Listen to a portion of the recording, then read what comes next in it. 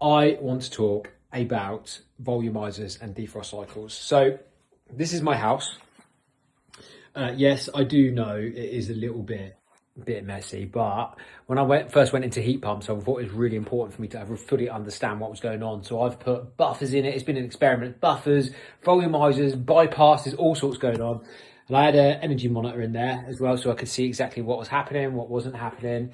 So for my system, I've got a 7 kilowatt Aerotherm Plus.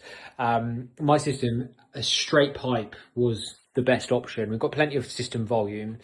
That's what came out the best. But the one thing I will say is that my heat pump is slightly oversized, which I now think is very much a good thing. Now, manufacturers, when they give you the stats of their heat pumps and what they can do at certain temperatures, they do not include defrost cycles, okay?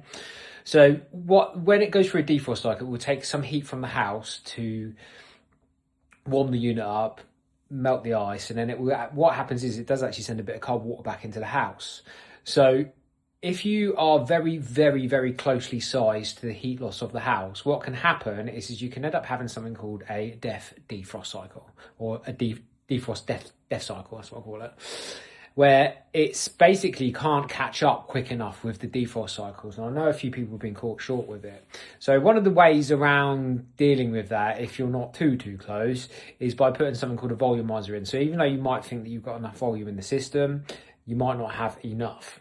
So lots of people put volumizers on the return pipe. Now, I personally think that this is now wrong.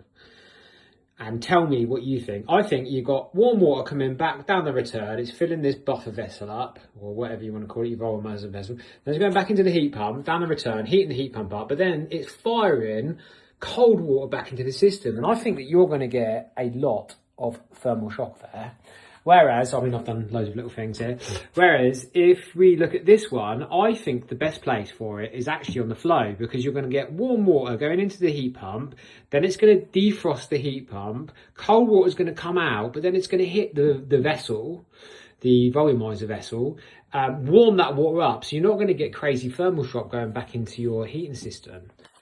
Let me know your thoughts on that, and let me know what you think. But I think going forward, I think that's the way I'm going to do it, because I think it's going to be better. But I don't know.